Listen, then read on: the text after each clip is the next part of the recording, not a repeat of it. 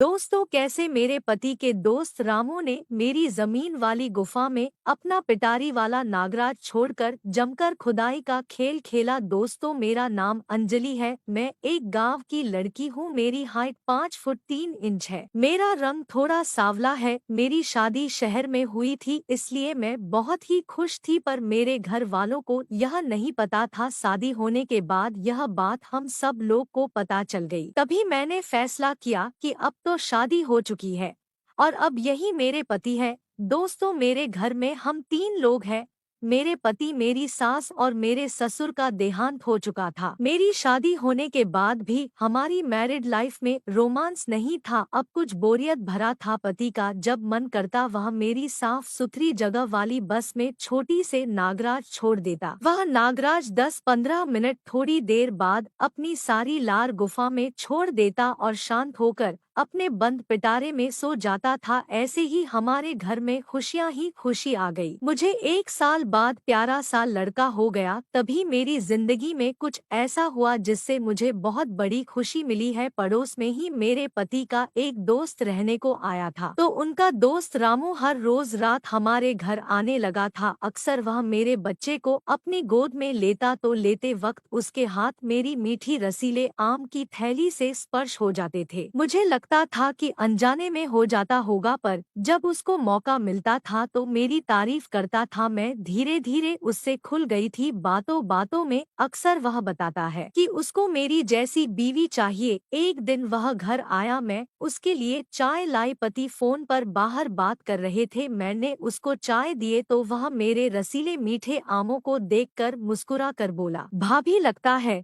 कि दूध ज्यादा है चाय में। यह सुनकर मैं थोड़ा शर्मा गई और वापस रसोई में आकर काम करने लगी। वह चाय पीकर रसोई में कप देने आया और जाते वक्त हल्के से मेरी मटकती हुई तरबूजों को सहला दिया। मुझे कुछ समझ नहीं आया कि यह क्यों हो रहा है। मुझे उसका तरबूज सहलाना सही नहीं लगा, पर पति को यह बताना भी सही नहीं। आगे की कुछ दिनों तक ऐसे ही करता रहा। मैंने भी 1-2 बार उसको गुस्से में हाथ भी चटक दिया था, परंतु मुझे भी उसका इस तरह छूना अच्छा लगने लगा था। मुझे यह सब सो करना अच्छा नहीं लगता था, इसलिए मेरी सास उसके घर चली गई थी। रमेश को भी यह बात का पता लग गई थी। अगले रात में मेरे पति के साथ वह आया। मेरे पति अंधे थे। रामू उनको कंधे से सहारा देकर दरवाजे तक लाए थे। रामू बोला, भाभी भैया की तबीयत कुछ ठीक नहीं है, उन्हें दवाई देकर सुला देते हैं।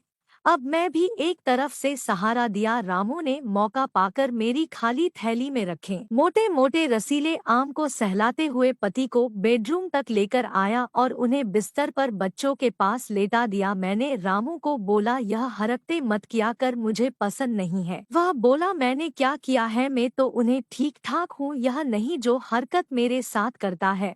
वह कुछ नहीं बोला और कमरे के बाहर आने लगा। मैं भी उसके पीछे पीछे बाहर आने लगी और उसे पति को घर लाने के लिए थैंक यू कहा। उसने मुझसे कहा, आई लव यू भाभी, और मेरे ठेले के ऊपर 2 मोटे मोटे तरबूज को पड़कर अपनी बाहों में जकड़ लिया। मैं उसे छूटने के लिए उसको धक्का दे रही थी। मेरी तरबूज पर उसकी भी मजबूत पकड़ थी। मैंने उसे बताते हुए कहा, छोड़ो मुझे, वह जाग जाएंगे, मैं एक बच्चे की माँ हूँ, यह गलत है। उसने कहा, भाभी मैं आपसे बहुत प्यार करता हूँ, और मेरे मीठे रसीले आमों को थैली के ऊपर से ही सहलाने लगा और कहने लगा कि अगर गलत है तो चिल्लाने के जगह लिप्त हो गई और वह मुझे दीवार पर सटकर मेरी मीठी रसभरी गुलाब की पंखुड़ियां पर अपनी पंखुड़ियां रखकर रसपान करने लगा। मुझे यह सब अच्छा लग रहा था, परंतु मैंने उसका हाथ हटाने की कोशिश की, पर अब मेरा फलों का ठेला भी उसका साथ देने लगा। मैं चिल्ला सकती थी और मैं रमेश की इन हरकतों से मेरी जमीन वाली गुफा में गर्मी बढ़ने लगी। फिर भी वह रसपान कर रहा था और एक हाथ से मेरी जमीन वाली गुफा पर रगड़ रहा था। मैं उसको ऐसा न करने के लिए बोलती रही, मत करो, वह देख लेंगे तो अच्छा नहीं होगा। वह लेटा दिया जो ऊपर चढ़कर मेरी रसभरी पंखुड़ियां। अंधे हैं,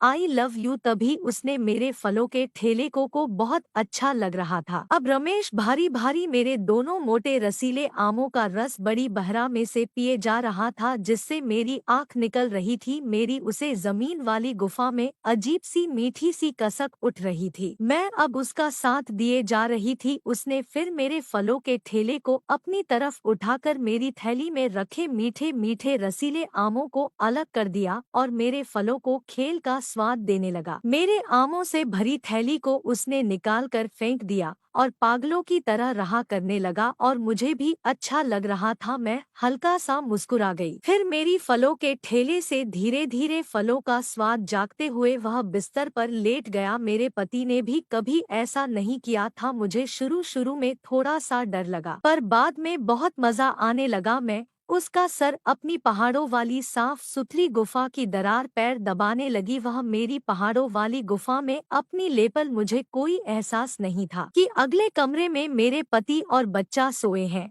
और वह प्राकृतिक अवस्था में आ गया था। उसने मुझे भी प्राकृतिक अवस्था में आने के लिए कहा तो मैं धीमी से बोली, ऐसी ही मेरी गुफा की खुदाई कर ले यार, वह जाग जाएंगे तो मुसीबत हो जाएगी। तभी उसने मेरे रसीले आमों को चखना शुरू कर दिया और मेरी जमीन वाली गुफा का द्वारा अपना नागराज सेट कर दिया। नागराज गुफा में जाने के लिए बहुत ही पुकार मार रहा था। मैंने अपनी गुफा को थोड़ा थोड़ा करके उससे कह दिया कि जल्दी से नाराज को गुफा के अंदर छोड़ दो। गुफा का द्वार खोलते ही नागराज गुफा के अंदर चला गया और अंदर जाकर सारा विष बीज गुफा में अंदर ही उड़ेल दिया और नागराज अपना फोन नीचे करते हुए शांति से वहीं पर सो गया।